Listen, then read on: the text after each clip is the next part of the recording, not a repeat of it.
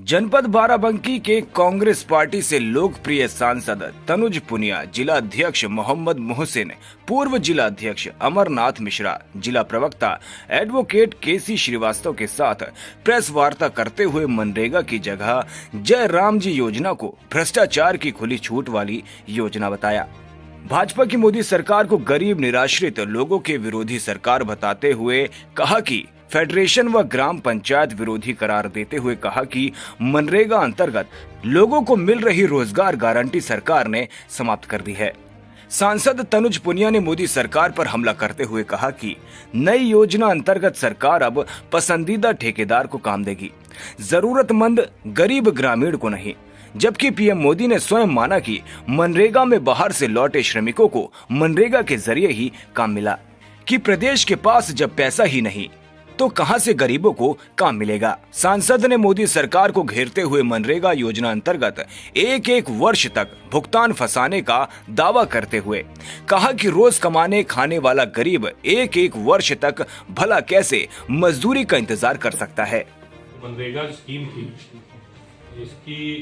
इसकी मंशा ये थी, इसकी मंशा जो थी वो महात्मा गांधी की विचारधारा से थी। महात्मा गांधी जी का ये कहना था कि अगर देश को मजबूत एक देश बन के आना है, उभरना है, क्योंकि आज़ादी के समय बहुत बुरे हालात थे, तो अगर मजबूत देश बन के निकलना है, पूरी दुनिया में एक सबसे बड़ा, सबसे मजबूत, शक्तिशाली देश बनना है, तो देश की नींव जो है वो मजबूत होनी चाहिए। और नींव मजबूत करने के लिए उन्होंने कहा था कि विकास गांव से, ग्रामीण क्षेत्रों से, वहां से निकले, पावर जो है वो डिसेंट्रलाइज हो, ग्राम सभा जो है वो तय करे कि हमें कैसा विकास चाहिए और वो स्वयं उसको इतना सशक्त बनाया जाए कि जो विकास है वो वहां से निकल करके आए, तभी एक मजबूत देश बनेगा जिसकी नींव मजबूत होगी। उस विचारधारा के तहत 2006 में, जैसा कि अभी अध्यक्ष जी ने बताया, कि रोजगार की गारंटी एक रोजगार का अधिकार के रूप में, कम से कम 100 दिन का रोजगार का अधिकार के रूप में इसको कांग्रेस पार्टी के नेतृत्व की सरकार ने लागू किया। लेकिन अब जो ये स्कीम आ रही है नई वीबी ग्राम जी बिल, तो ये बिल जो है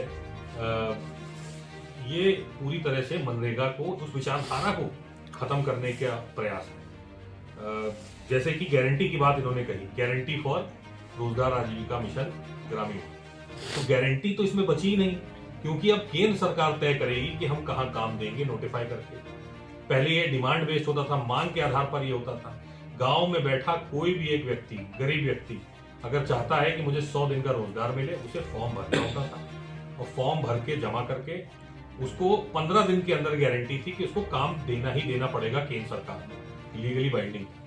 लेकिन पहले से ही जो भारतीय जनता पार्टी की सरकार का रिकॉर्ड है अभी, कि इन्होंने केवल और केवल औसतन 43 दिन का, मतलब 45 दिन भी पूरे नहीं किए, प्रतिवर्ष 43 दिन का रोजगार दिया है अपने कार्यकाल में इस सरकार ने। तो ये कहीं ना कहीं मनरेगा की जो लीगली बाइंडिंग जो होना चाहिए था 100 दिन का, वही नहीं पूरा कर पा रहे हैं। हम 125 दिन की बात कर रहे हैं, ऊपर से पेमेंट डिले, 2-2 साल तक पेमेंट डिले कर रहे हैं।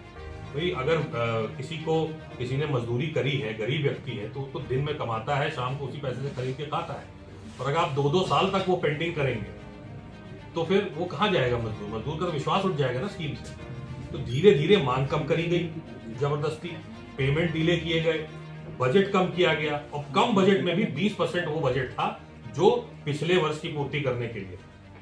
तो कहीं ना कहीं मनरेगा को कमजोर बनाया है, फिर उसको खत्म कर दिया पूरी तरह से। अब ये गारंटी बची नहीं, 125 दिन की गारंटी बोल रहे हैं, 125 दिन की कोई गारंटी नहीं है, कोई लायबिलिटी नहीं है सरकार की इसमें। और जो केंद्र सरकार है वो नोटिफाई करेगी एरिया जहां पे वो काम देगी, वही जो है मार्च में तय कर देगी बजट में कि कितना हम बजट देंगे, और उसके बाद अगर एक्सेस हुआ, किसी को ज्यादा काम चाहिए, तो वो संभव नहीं है, वो नहीं दे पाएंगे। और ऊपर से जब कटाई और बुआई का समय होगा तो काम नहीं रहेगा, ये स्कीम ही नहीं चलेगी। पहले मनरेगा 365 दिन चलती थी हर साल में, उसमें कभी भी मजदूर को काम चाहिए होगा, उसको देना पड़ेगा केंद्र सरकार। केंद्र सरकार का जो इसमें हिस्सा था वो जो है मजदूरी, जो वेतन था वो 100% था, और टोटल 90% जो था वो मनरेगा का केंद्र सरकार देती थी, केवल 10% भार राज्य सरकारों पे होता था।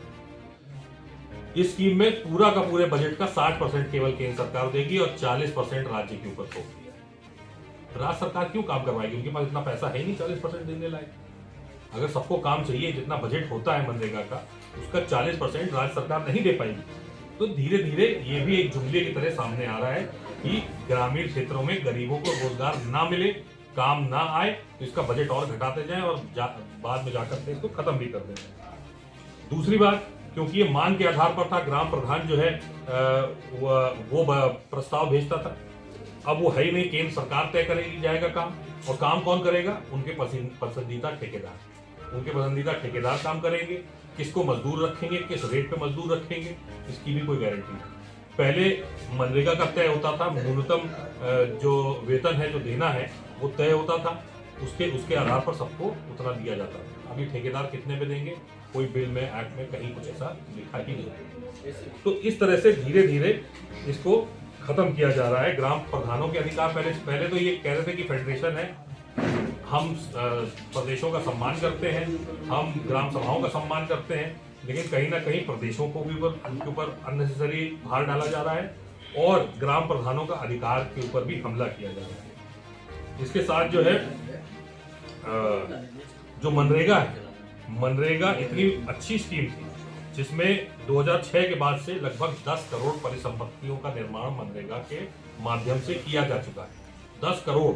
और इसके साथ जो सीएजी ऑडिट सहित 200 से अधिक अध्ययन हुए हैं मनरेगा पे, और सबने ये पाया है कि देश का सबसे प्रभावी और सफल योजना मनरेगा रही। स्वयं प्रधानमंत्री जी ने कबूला है कि कोरोना के दौरान अगर मनरेगा ना होता तो हमारे प्रवासी मजदूर जो घर लौटे हैं उनको काम कहां से दे पाते, खाना कहां से दे पाते। तो अपने भाषणों में उन्होंने कहा है, मनरेगा ने जो है, यहाँ बाराबंकी में हम बैठे हैं, यहाँ बाराबंकी हम बैठे हैं, बाराबंकी का नाम लेते हुए डीएम को सम्मानित किया था कि मनरेगा के माध्यम से रामनगर में जो नदी है उसके तट की पटाई करके और बाढ़ रोकने का काम किया गया है। ये माननीय प्रधानमंत्री जी का भाषण है।